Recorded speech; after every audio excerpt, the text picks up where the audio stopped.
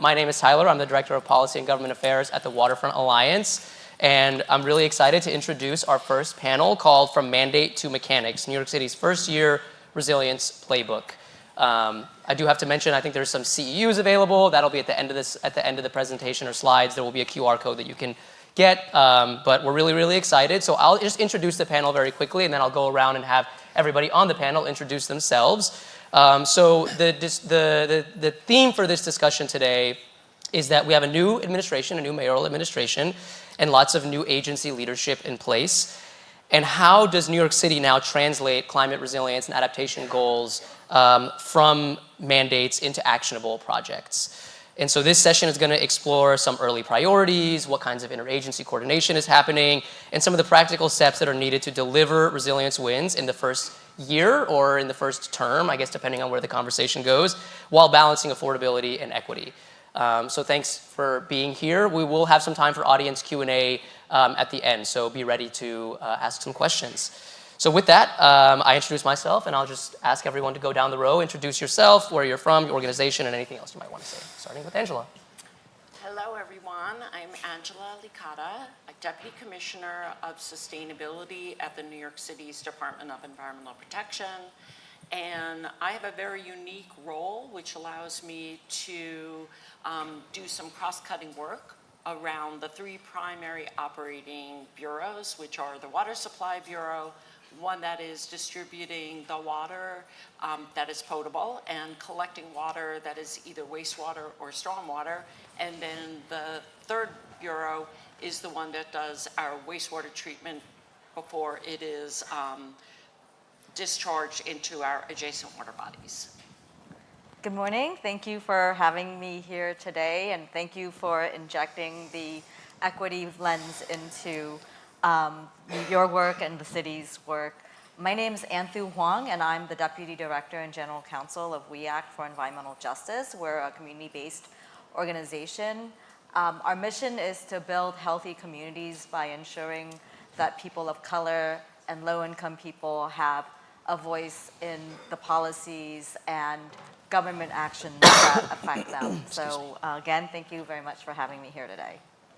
Hi everyone, my name is Ahmed Tigani. I have the honor of serving as the 27th Commissioner for the New York City Department of Buildings.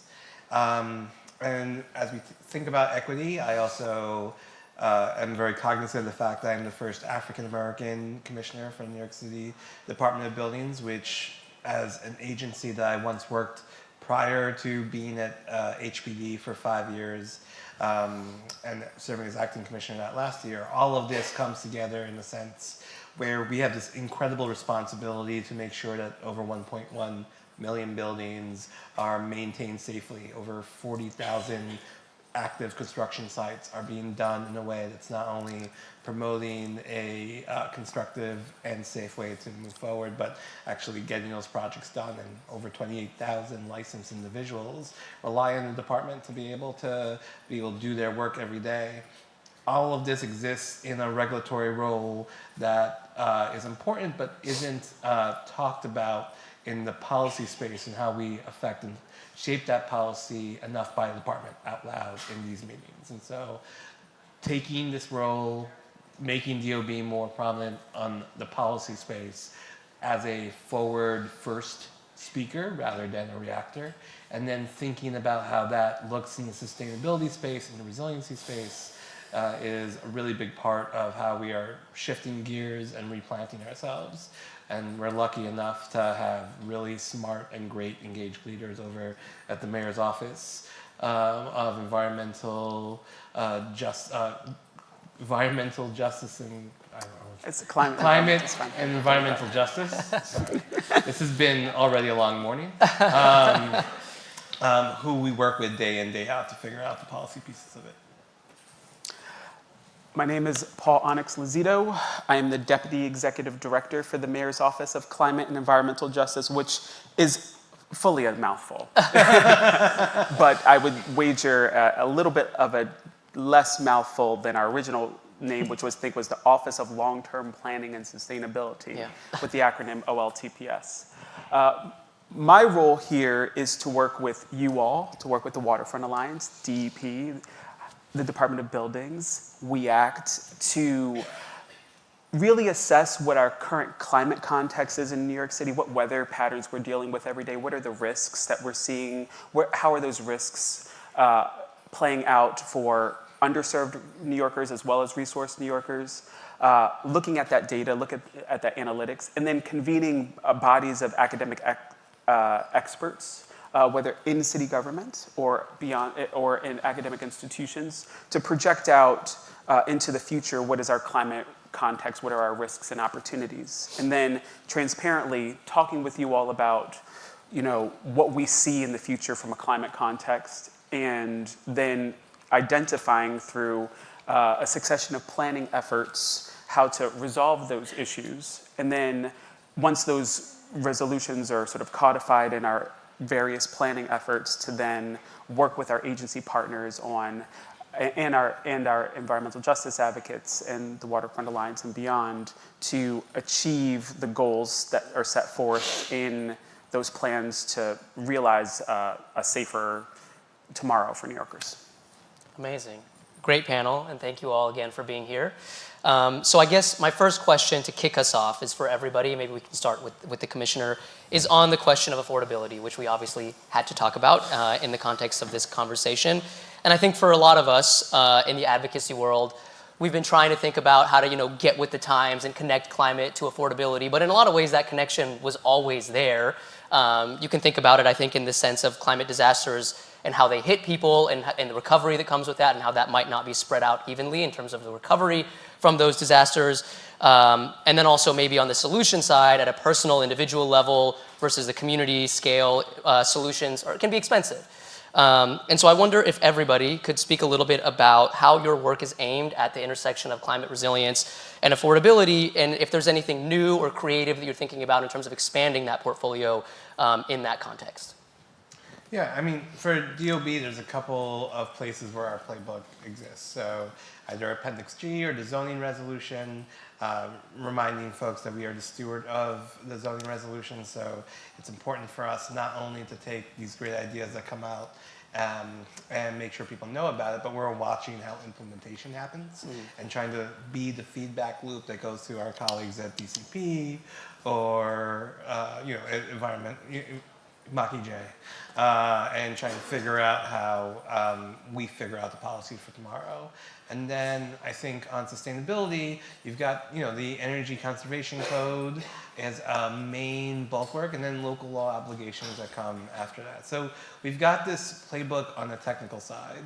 And then on the policy side, and this is really where Paul and Louise come into play, is thinking about how the whole of government is structuring its focus on making things better. And some of that has to do with starting with our own city stock, and there have been efforts like the Climate Action Plan, Local Law 44, plans that I'm sure Paul will talk about more broadly about this work. But for DOB, we then go to our playbook and see how we can make that, in fact, happen in real life for folks. And the history of this, of getting to these tools, has been very deliberate and been very thoughtful. If you think about, after Sandy, the 2013 temporary provisions, and then 2014, the first major updates on flood resiliency since 2008, and then informed by everything that happened the years after. A lot of those conversations came out of discussions with engineers, with architects, with developers through the code committee process. And in those conversations, the question about, can people actually do this? How much will it cost to revise and submit applications and go through the process? Material costs, labor, it's like that. That's the back and forth that happens in the code committee process. And ultimately, what lands is hopefully something that balances it. But what is also true is that the conditions for setting those rules in 2014 and where we are in 2026, it could be very different. And so that affordability question happens, in my mind, in three different avenues. It happens for the 1 to 2 family homeowner who is trying to comply, the multifamily building, the heavy use operator, hospital, manufacturer, the interventions then as sort of a crosstab on this, what are the different interventions? What does the building code allow and not allow? How quickly are we catching up with the technology that's emerging? How does the building code help or not help new markets and manufacturers be able to disseminate and deal with the economy of cost that comes along with producing and then selling at a viable amount.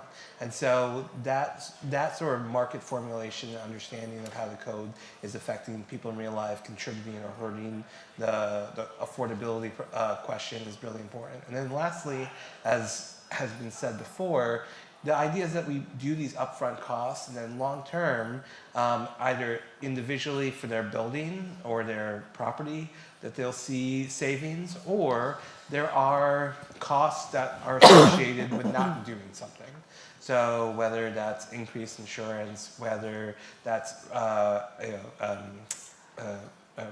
repeat occurrence of recovering from incidents that happen, natural occurrences, all of that needs to be factored, but the upfront cost is tremendous. Yep. And so without things like the NYC accelerator, without pre-development loans, without a healthy set of financing options, whether that be tax abatements like J51, or it's HPD loans to help buildings that have regulatory agreements handle that work, we won't get there. And the truth is, we probably need more than exists now, and we need to continue thinking about revolving funds or expanding the already healthy set of loan tools that NYSERDA gives. It is government's responsibility, in partnership with the private sector, to keep thinking about the right loan products in this environment to help with that upfront cost. That's great. I'll just build off of what the commissioner was saying. So when our office is approaching affordability, we work closely with the practitioners and the operational agencies like DEP and DOB, but I'll take a different approach to how we're thinking about it in real time. For us, affordability is really personal for people because the less you have, the more affordability matters to you. And that plays out in a couple substantive ways from an adaptation context. I'll give you an example of extreme heat, and I'll give you an example of related to flooding. Right. So as it relates to extreme heat, we know that roughly 580 people die a year from extreme heat. It's the biggest climate killer in New York City. We know 81% of those folks don't have air conditioners in their homes. So from an affordability context, what does that tell you? They don't have an air conditioner, and they don't have the money to operate an air conditioner because they don't have an air conditioner. And so appreciating that as an issue, how do we solve that for New Yorkers? How do we work with the Department of Health and Mental Hygiene and emergency management on helping people to pay for their air conditioning through advocacy to the state or different programs to figure out how to make paying for your air conditioning affordable for people. So that's one aspect of it. Or another aspect where we've worked closely with the Department of Buildings is Local Law 23 of this year, which is Cool Homes for All, where we've decided as a city that we should not externalize the cost of cooling onto tenants because there are tenants who cannot afford to purchase their own air conditioners. So moving into the future, we're working closely with the Department of Buildings to do the necessary rulemaking and involved in all of the technical aspects that DOB must do to make sure that all new construction of housing or residential properties hereafter has cooling built in, so that's not a choice for a developer moving into the future. And while that may be a cost that developer incurs, it's countervailed by resolving the affordability issue for tenants moving into the future, particularly as our climate gets hotter over time. We're looking at seeing roughly 38 to 60, which is, I know, a variance, days over 90 degrees by the year 2050, where we're seeing 17 today. So that's an example from an extreme heat context. From a flooding context, it's much more dynamic. Flooding plays out in shocks and stresses, shocks being a Sandy type event, stresses being routine water intrusion into your home.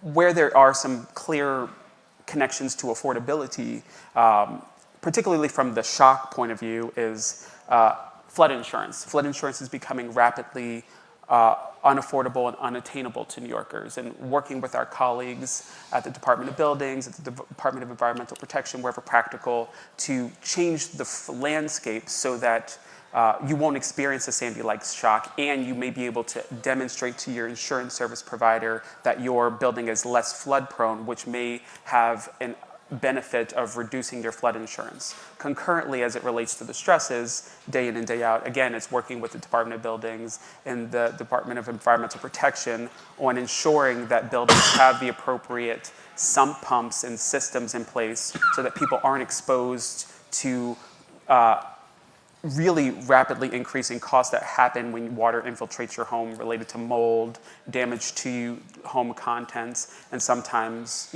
issues where you may end up losing your life. Angela, Anhthu, any thoughts? Sure. One of the things that is of interest to almost all the utilities throughout the country is making water affordable. Obviously, it's a very necessary resource, both on the drinking water side and on the wastewater side for services. And one of the responses to that is to develop an enhanced toolbox.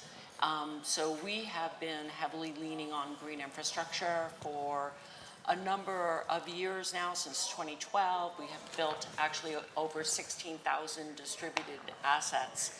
And one of the benefits of the green infrastructure is that it is a very cost-effective tool. It is distributed, as I just said, and it is something that can be done more quickly than some of our traditional gray.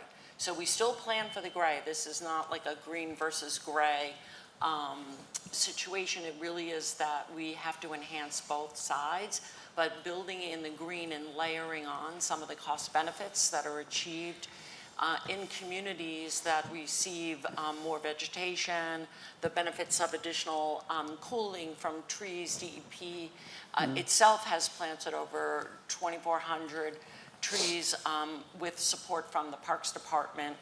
And so that is another way in which affordability happens in the city, which is that we leverage each other's skills, we leverage each other's investments, and that is something that is really important. I can see that the tone at City Hall is very, there's a lot of emphasis on integrated work, and so I'm really looking forward to that. And then I think I will close by saying we also realize that we want to invest in water and that we have to keep these rates affordable, mostly for the most vulnerable populations within the city. The very first quintile of our population, really the majority are below the federal poverty level. So DEP does have a lot of customer assistance programs. As many of you may know, we are entirely revenue dependent. So we have rates that are applied based on the amount of water consumption and impact. Thank you, Angela. Anhthu? So we're located in northern Manhattan at the border of Manhattan and the Bronx and South Bronx. And so we really do straddle the range of habitats that folks talked about today. We have shoreline flooding, we have highlands, and we have really traffic, roadways all surrounding us. And so we believe that the city cannot separate the issue of climate resilience from housing affordability, environmental health, or economic justice. Because low-income communities and communities of color have faced the worst of climate impacts. We get the worst flooding. During Sandy, we had so many people just stuck in very high floors, seniors who couldn't get to food or medication. We have, especially in the South Bronx and East Harlem, extreme heat conditions. As Paul said, it's one of the major killers of especially older males, single males in our community. We face air pollution, water pollution, despite the fact that the nation's goal is to have fishable and swimmable water, we're surrounded by tremendous water resources that we cannot use. You cannot swim in the Hudson or the Harlem River because of the pollution. Can't fish in it. And much of the greenway that's available, especially on the east side, where we could have, a lot of mitigation of heat and just ability to recreate, is blocked and inaccessible. And it's been that way for several years now, and there's nothing that's been done about it. And so I'm hoping that with the new administration's energy and commitment to equity, some of those things can be taken care of. But now is the time for Mayor Mamdani to take the reins and lead in a different way than the federal government, which is now accelerating climate impacts, and the state government led by Governor Hochul, who is retreating from climate action. And so, but Mayor Mamdani has an opportunity and a moral obligation to lead us a different way. We think that there are many opportunities that can be taken advantage now with respect to the ability to build better housing, rehabilitate housing for NYCHA and low-income, rent-stabilized communities, especially now that you're talking about ensuring shoreline resilience and resilience of communities. I'll share that in northern Manhattan, not only are we experiencing flooding during not even extreme rain events, but just regular rain events, but also because of our crumbling infrastructure and the erosion that underlies what's on the substrate, we get potholes, we get sinkholes, we swim through rivers to traverse the street during regular rain and when the snow melts. And for many of the folks in our communities, they're elderly folks, younger folks with mobility issues, it's a real challenge. And so what we would hope for the mayor to do is to really prioritize deep affordability. And I hesitate to even add an adjective now to our vocabulary, but affordable housing as it's implemented in the city is not affordable for our community.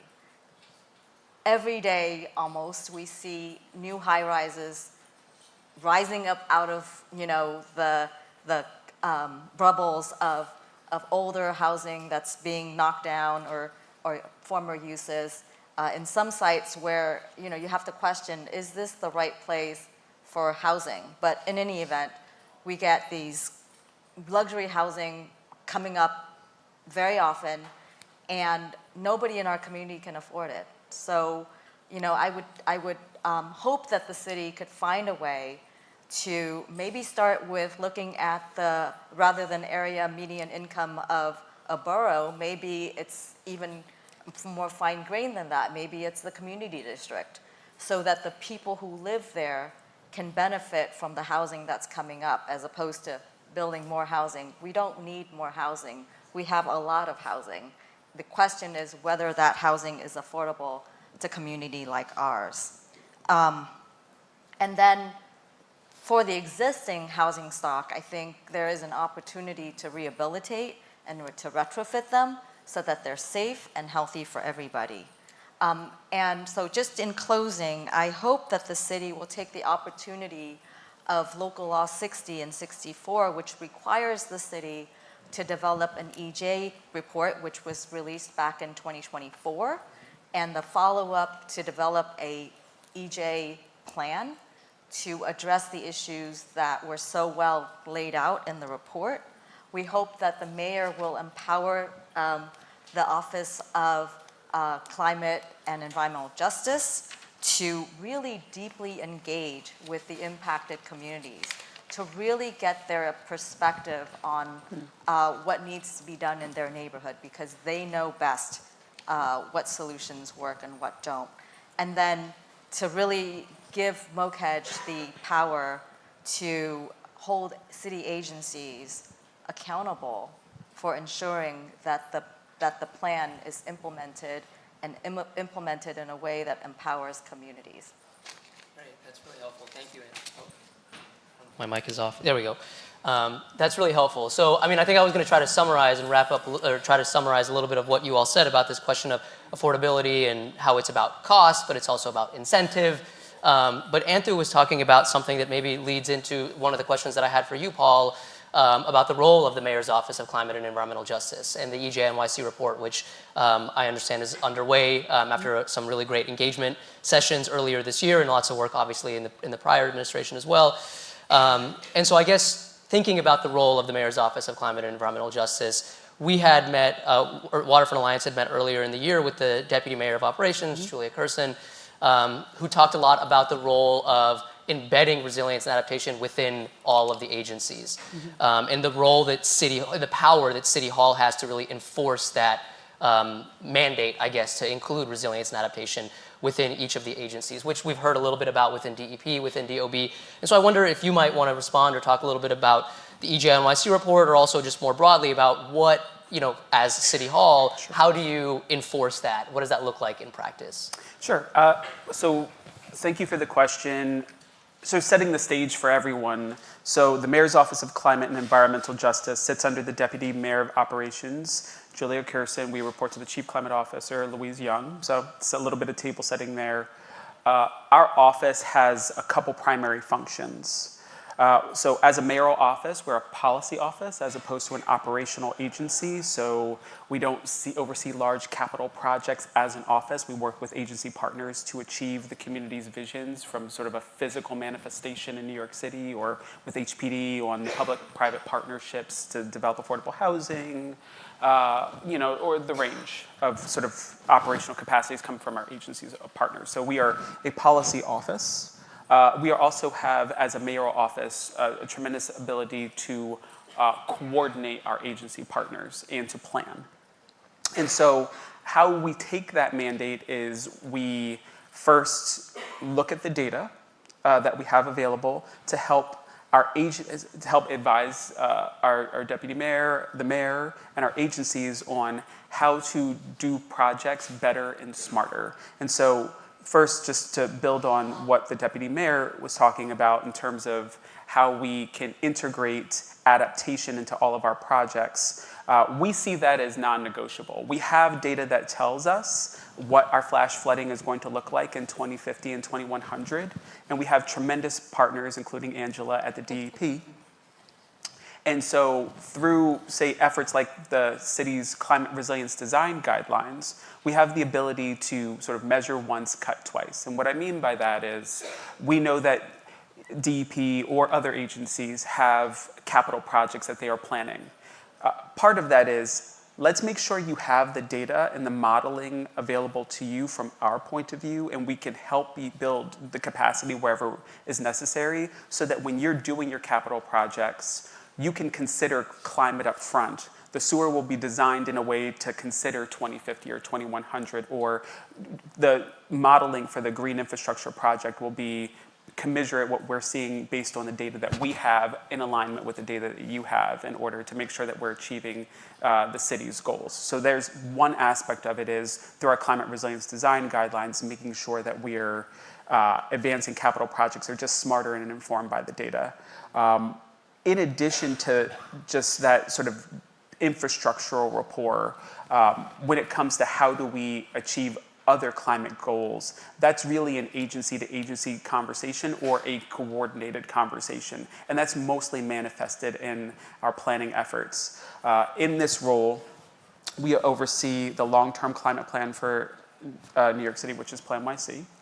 We oversaw and have now developed and published the city's first urban forest plan. And we're in the process of advancing the environmental justice plan that Anhthu was talking about, and just the goal of the environmental justice plan is to ameliorate the issues that were evidenced in the environmental justice report that was published in 2024.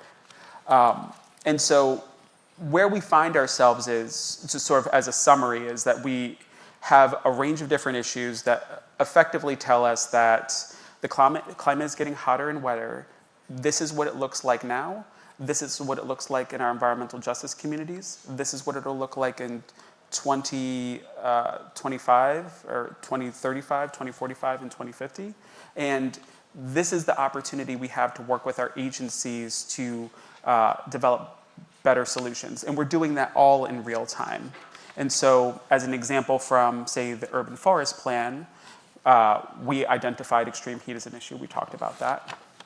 We identified that extreme heat disproportionately impacts our environmental justice communities. We also identified that a vital way of preserving tree canopy was, or to get tree canopy in those communities, was to preserve the canopy that you have.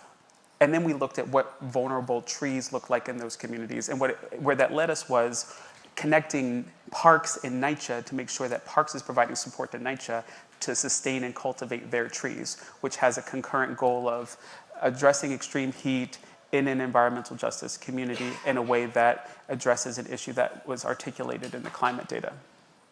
And so that's just one example of how we solve for a problem. So sort of summarizing this a little bit, where we sit as an office and as a policy office and a convening office is that we oversee a variety of planning efforts. Through those planning efforts, we plan to do, and ultimately what's manifested is actions and activities that we developed in concert with the environmental justice communities, particularly from an environmental justice standpoint, to address the concerns for our agency partners to deliver.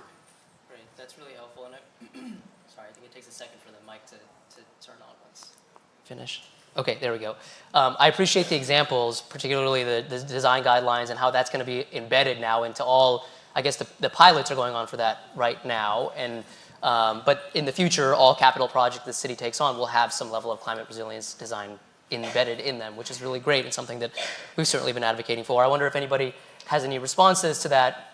Yeah, go ahead. Yeah, no, I mean, I would say even right now, and it's been going on for multiple years, part of our budget exercise includes a layer where the Office of Management and Budget has agencies report in about how sustainability is factored into the work that they do. So from the finance budget side of our work, from the policy side, and then from the regulatory perspective, again, Appendix G, the zoning resolution, city buildings, private buildings all have to be in compliance with every new standard, every way we push the edge. And I think a lot of it also has to do with the resources that gets us there. You know, just table setting as well. The OB for a long time has been in the operation vertical. In this administration, we are part of the housing and planning vertical.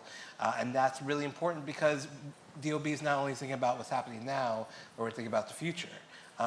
You know, just something you brought up earlier, I agree that we need to create more units that are affordable to New Yorkers. And it's really important because under this mayor, he wants to make sure that we're representing for working New Yorkers. Where I would disagree is that we don't have nearly as many apartments as we need at this overall. I think the latest study suggests that we need somewhere in the neighborhood of like 50,000 units a year to address a city of 8.5 million, region of 22 million that go back and forth. And I would say that there are two parts of this. One, if we're going to need more construction of all types, but let's say residential in particular, we need to be as aggressive and smart about the outcomes that the buildings are going up bring when it involves the environmental space. So we need to be aggressive about constructing more. We need more of these buildings, but we need to think about what their outcomes are. And in the in-between point, the cost of delivering those outcomes, the code and regulatory rules around installing, delivering those outcomes. For instance, if you have a common sense tool like heat pumps, but there are state MDL changes, multiple dwelling law requirements that make it difficult to deploy it, we want to be aggressive about telling building owners to build a better level, standard, and care of buildings, but they run up against the ceiling of that MDL piece. We need to change the MDL because we can't ask people to be more stringent and not also help them get there in an easier way. So, from a government side, again, from a budget perspective, from a code and resiliency perspective, and then from a planning perspective, I know we don't have a lot of time, but those who know about Resilient Edgemere, which was a plan in 2016, actually looked at coastal hardening, moving residential off the shoreline where it wasn't appropriate, beefing up density by the main avenues and actually creating more units toward the end of that plan than what would have otherwise been created in a safer place. Same kind of idea is happening in the Jewel Street neighborhood plan, which is a very close partnership between DEP and HPD to do very similar things with short-term improvements around sewer and drainage, but long-term reconstructing and bringing drainage to a neighborhood that never had it and had inland flooding for years and years without people intervening. Right. So there's a planning part of it that we have to look at for the next couple of years, and the city has been working to advance those plans, and then we could spend a lot of time talking about ADUs and basement and cellar conversions, but as an agency that also has a responsibility as the flood plain coordinator, DOB is in both roles of thinking about it as a regulator, where to do it safe, but also facilitating the ability for more conversions to happen because of the housing need that we're in. Yeah. That's really helpful. And I mean, somehow I think we only have 5 minutes left before we have to go into Q&A. So I do just want to move into a question, Angela, for you, building up on this, because I think for a lot of us, DEP is maybe at the forefront of the kind of question about resilience and climate adaptation infrastructure, particularly the Bureau of Sustainability and some of the work you talked about with green infrastructure, also the cloudburst management program. There's obviously the Bureau of Coastal Resilience within DEP. So I wonder if you might be able to tell us a little bit about how the programs that you're working on have evolved. Where are we at in this moment? I know when we talked in prep, we talked about it being an impervious city. What's the opportunity now under the new administration that you think we have? Okay, that's great. So yeah, we have a city that is 63% impervious. And one of the things that we've been very focused on is how do we reintroduce the hydrologic cycle that would be more natural. Managing stormwater closest to the source is really important, but how do we do that in a way that is allowing for additional housing? One of the tools that we're using is to have first ever inland flooding maps. It seems like something that would have been a little obvious sooner, but given the recent events in the last 50 years, the 4 greatest hours of hourly precipitation occurred since 2021. So yes, we're looking in the future, we're looking at the projections, but also looking at what is happening now. And we know that we need to construct this city and to, provide that affordable level of housing and safe housing. That's the other piece that has to be coupled. And so with the cloudburst program that you mentioned, we are enabling neighborhoods. We call them cloudburst hubs because they're designed for more intense precipitation than the typical green infrastructure, which was about 1 to 1.5 inches per hour. These assets are actually designed for 2.3 inches per hour. And that will provide safety in certain neighborhoods that are prone to flooding by using a variety of different green infrastructure approaches where we're storing the water, we're managing that water, we're detaining that water, and we're preserving capacity in the sewer system. Yeah. So I just want to be conscious of the time. Yeah, go ahead, please. Yeah. When we talked about affordability, the one thing we have not talked about was workforce development. Yeah. And I remember, in particular, WEACT, the weatherization program, and I miss Cecil. But when I walked into a training that WEACT was conducting, and it was part of this overall program they were demonstrating, basically taking someone who needed a job and then creating a career for someone. This is a very important part of the affordability piece. Us not leaning into this is walking away from training tens of thousands, hundreds of thousands of Americans into jobs that are not only servicing, but manufacturing, reviving post-industrial towns. We could be doing so much, and putting money in people's pockets is part of the affordability agenda. That's and right. if I may add, Yeah, please. So we've been talking a lot about water, but energy is a tremendous challenge for our communities. And to just add to the commissioner's statement, about workforce development, there is so much resources and so much opportunity for us to develop careers that allow people to live with dignity and affordability in terms of teaching people how to do solar installations, and at the retirement of those installations to dismember them and to dispose of them safely.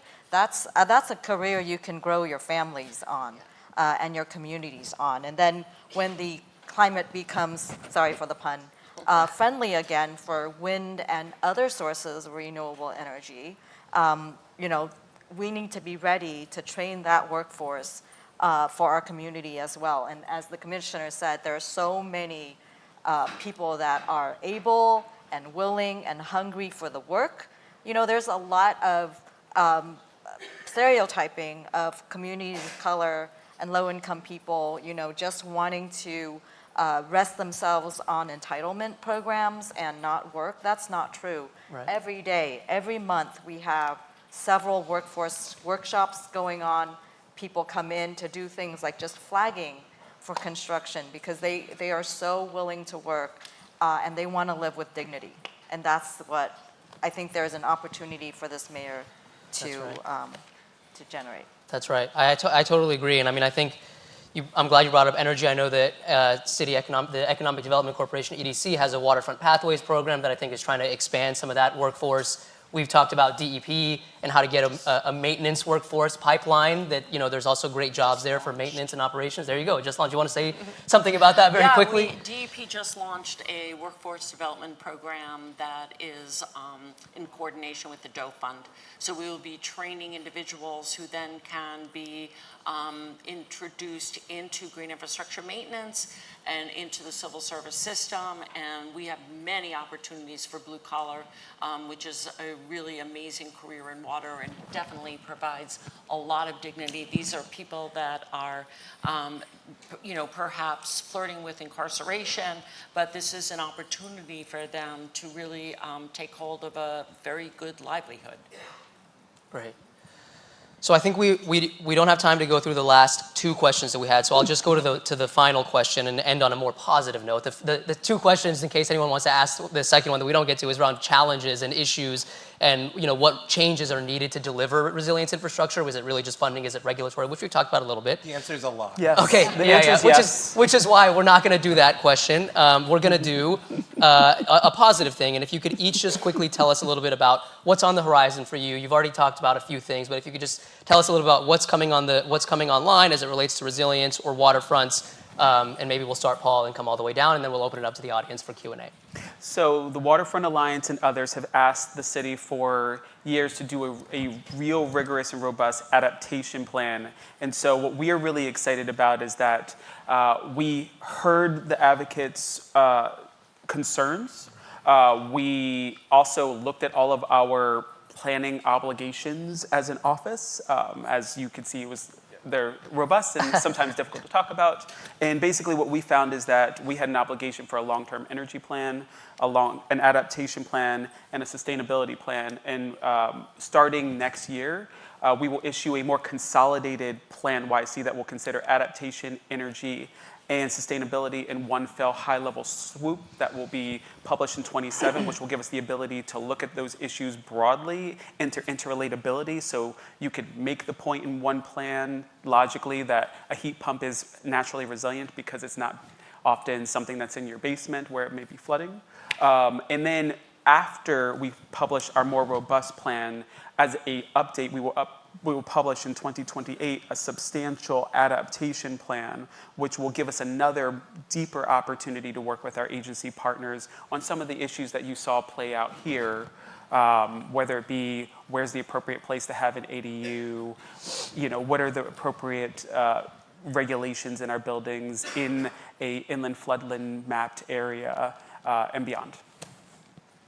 Yeah, I'm naturally an optimistic person, so I've got a lot in my head that's optimistic. But listen, we're coming off a very surprising high compliance rate on local law 97. We had over 93% of eligible properties submit that first report. We know that the harder stuff is coming up, but we know that if we engage, provide reasonable ways to be flexible and explain why this is important, and come up with rigorous enforcement tools, we can get compliance the way we need to. We're going to bring a lot of this thinking to trying to move forward on the Waterfront code that the city's been working on for a long time and really make that a priority in this administration, in this term. And so we're working on taking a lot of work that people in this room did, people in our code committees, and then moving that to the next step with legal review and eventually be able to have a clear, coherent, and predictable way of building on our waterfront. Thank you. So much. Yeah, so I'm so happy to hear all these great initiatives that the city is considering and implementing. The most exciting thing for us right now is that now with the EJ report having been released and the city is actively working on the EJ, the Environmental Justice Plan, we're looking to launch our own very deep engagement with the outer boroughs, with so much that we've learned from our own experience about how to advocate for, how to identify issues, and how to turn those issues into policies and implementable programs. We're very excited to take that to other boroughs and with our partners of community-based organizations and elected officials and others across the city to really create a plan that is going to address the issues that affect our communities. This plan is so unique. This law is so unique. There's no other city in the United States that has this law, and I'm not aware of any other city in the world that has a law that aims to address very fundamental equity issues in their jurisdiction. So we're very excited to launch that initiative. Can I just add that we're really excited to work with WEACT on engagement full stop, and then in addition to that, that'll help inform our environmental justice plan, and also the new Plan YC, as required by local law, requires us to engage with our environmental justice advisory board, and so we're looking forward to not only achieving a comprehensive set of goals, but making sure that we have the appropriate environmental justice lens. Thanks, Paul. Yeah, so I'll just end by saying how incredibly important and incredibly stunning it is to work closely with neighborhood groups. I have learned and been extremely humbled over the years by how much these local groups and institutions in their communities understand about their environments. And it is, you know, an ordeal to listen, but to have that community participation. We have a great project that has come out that's been born out of just that type of relationship with the community in the Bronx, known as the Tibbetts Brook Daylighting Project, that is going to take a stream that's been in a sewer for over 100 years, going to a wastewater resource recovery facility every day, out of the sewer and back on en route. It's going to be daylit, and we're going to be partnering with the Parks Department, have a new trail in the Bronx, and then that river will discharge into the Harlem River. So anyway, I just want to emphasize the unique, it's very important for us to work and be integrated among our colleagues, but it is certainly, to your point, extremely important to be working with the communities at the grassroots level. Amazing. Well, thank you all so much for all of those great thoughts, and excited to hear about all the things that are coming up. So we'll give a round of applause to the panel. Thank you. And then we do have some time for a Q&A, limited. So if anybody has any questions, we can raise hand, and then I don't know if Olivia or someone's around that is going to be taking a mic. If not, just maybe speak really loudly, and I'll try to repeat your question. I don't see anybody carrying a mic around. Oh, there we go, David. So we have a question right here. Catherine? Hi. Yeah, can you tell us about data centers and how that's impacting water usage and energy usage and affordability around the city? Are you guys tracking it? Thanks. Data centers, is anybody tracking? I don't have data on energy usage or water usage for data centers. I think questions have been coming up about just code compliance, where it falls under zoning and building code. So those have been coming to us in the same way that we've had to tackle battery storage or other building typology that's newer to the city. So I think that's more of like a wait and see. But if there's feedback or questions that we could be looking at and groups are looking to get more specifics from DOB, we'd love to hear that. Great. I see a hand. Yep. Or I think someone has a mic. Yeah, go ahead. Hi, question. We're working with community groups in Philadelphia and updating the City of Philadelphia's resiliency plan, and they're at the stage where there's 18 representatives from each of 18 sort of communities within Philadelphia, and they're creating a community toolkit. And the conversation this week was, is the toolkit centered around climate hazards or audience or seasons? And there's a lot of pros and cons of each, so just want to get your thoughts if you were starting sort of from grassroots up for community resilience planning. Oh, that's an interesting question. Just briefly, I think you can approach a toolkit from a number of different lenses. I would probably ask, what's your goal? If your goal is to get engagement or feedback for your planning effort, then I probably would align it with how you're structuring your plan. So these are the issues we're exploring in the plan, and this is the kind of feedback loop we would need. And so this is how you interpret what we're doing through your toolkit with the community, and trying to figure out how to make sure that it aligns where people can understand sort of practically what you're doing, whether it be like a card deck or some other sort of information that allows you to get feedback. If you're talking about in terms of like disaster preparation, that's just like a completely different lens. And I'm happy to follow up with you on how you're thinking about it in more specifics. I think the last thing I'll say to you is that it might be helpful, like once you understand what your goals are, to do like a little bit of a focus group with some community members, particularly those that have historically not been reached, to see how they're receiving the information, and that ultimately can inform what your sort of communication medium is. Yeah, I don't know if I understood the question correctly, but for me, it looked like from an XY axis, there's categories, and then each one, like all three are actually important probably, and there's a fourth or fifth that we're not talking about. And to Paul's point, the same topic explained in a different way to meet whatever the least level of barrier to that information. And then every one of those lines had a different role to control that toggle. So telling them the way you control this toggle is X, Y, and Z. And so you tell them how they do that. And then if you want to do it in this other, if you want to be able to control it the way this other person controls it, this is how you grab that power for yourself. That's exciting to be at the beginning. Cool. Okay, I'm being told to wrap up, but let's do one more question here in the front.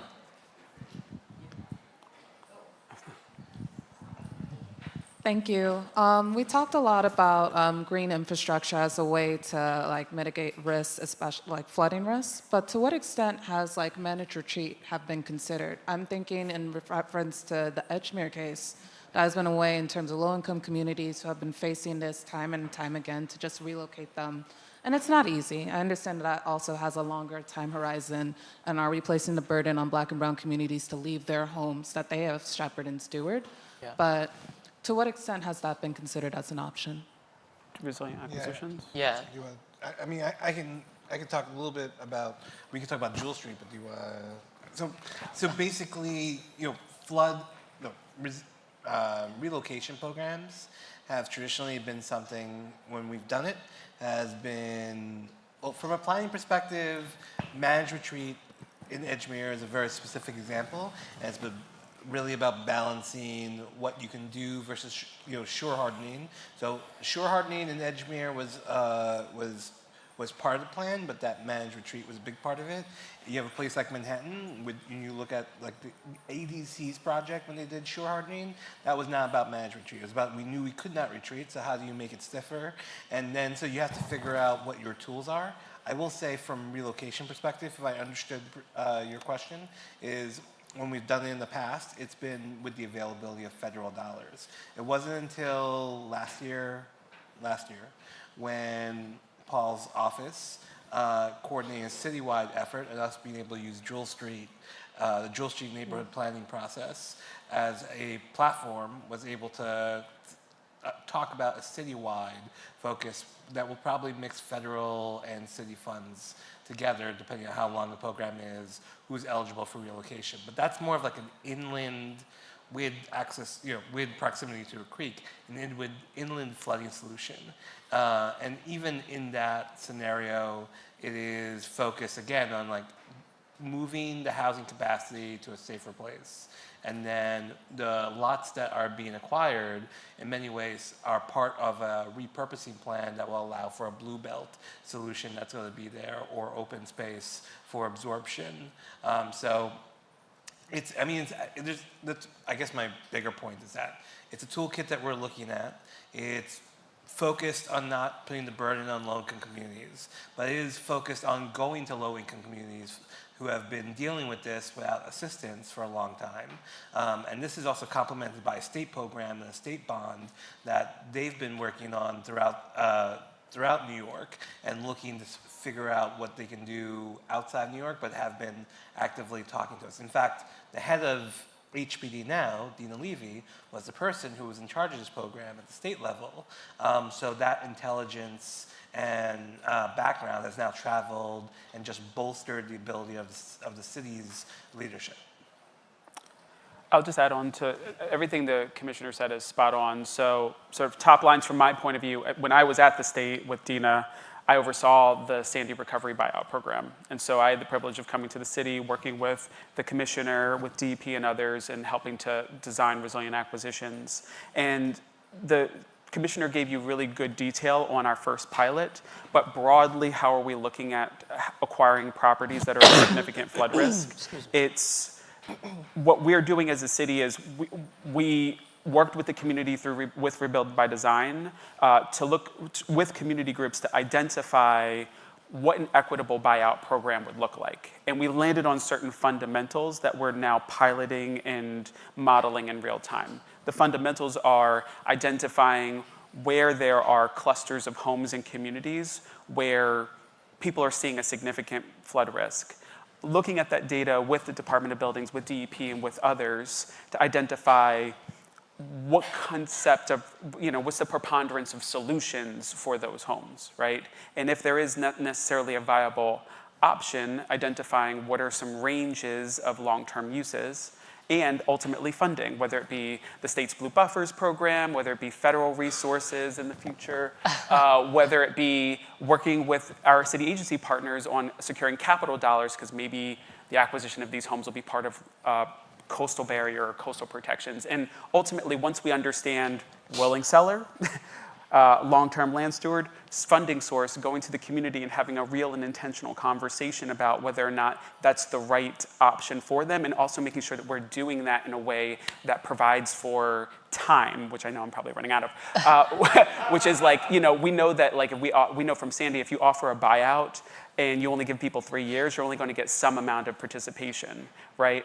But if you offer it for 10 years or for a substantive amount of time, you're going to get more participation as people age out of their homes because maybe they're going to retire, maybe their kids need to get through school or beyond. And the last piece of this is making sure, and this is something that came through our program, which is unique and a model for the country. Kudos to the commissioner when he was HPD commissioner and his team for working with us on this, is making sure that we're taking care of tenants and making sure that as we're making offers to homeowners, we're making sure to accommodate for those tenants in high quality housing opportunities so they're not just put out of where they establish as their long-term home just because they don't happen to own it. Great. Thank you, Paul. And we'll have to end on that note. So